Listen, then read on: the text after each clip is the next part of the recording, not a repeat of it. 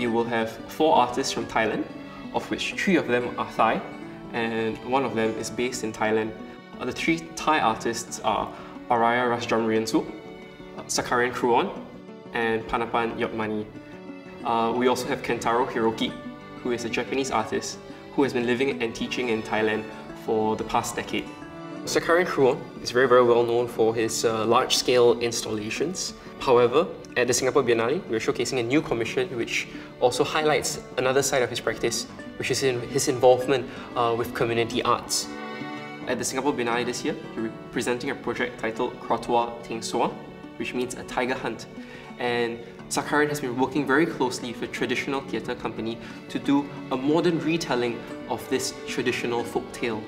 It features a 2-channel video installation, a live performance, as well as a documentation and archival space which features 3 documentary films about the making of this community art project, as well as relics from the performance.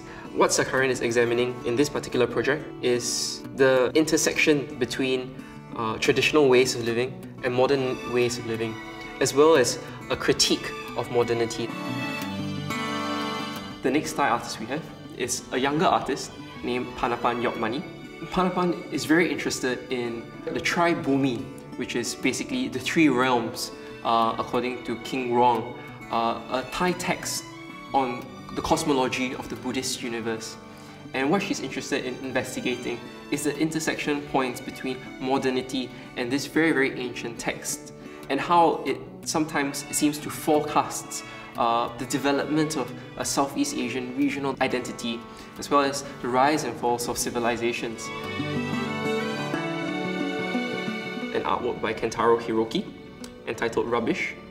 And what Kentaro does is to locate pieces of rubbish around the perimeter of the Singapore Art Museum. He collects these objects, which have been discarded by people, and he recreates them into almost identical replicas of the original colour pencil drawings on paper sculptures. The museum's space is a parallel world to the external space. Everything that Kentaro picks up and recreates has been stripped of its economic value, and his process of recreating these objects instills meaning into them.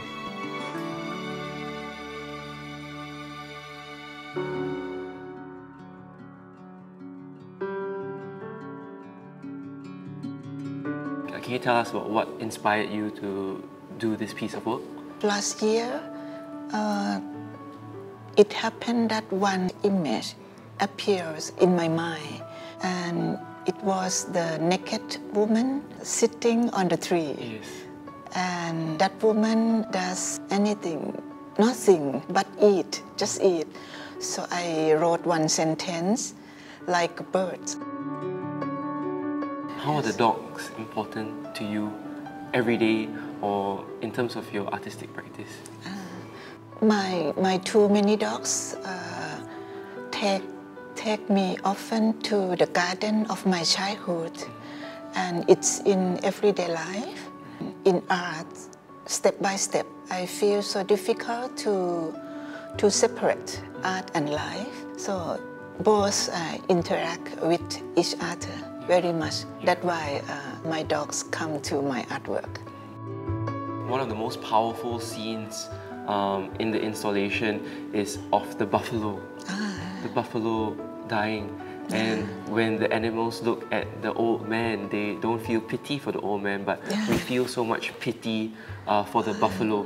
Why we feel it's a pity when we see the buffalo in the film, but why we don't feel when we eat? When we are among so different kind of food. No?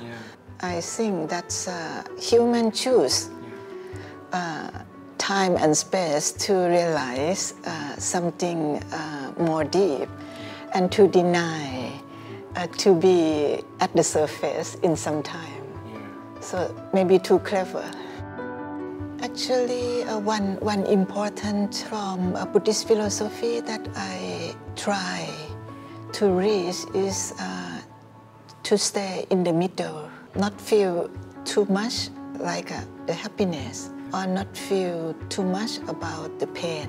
It's very difficult. You won't see in my work middle way because it shows very clear in some way, but you will see a puppy play, and you will see the blind dog on the beach, and you see the dead body.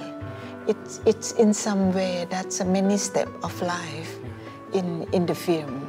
So it's like the circle of life in this work.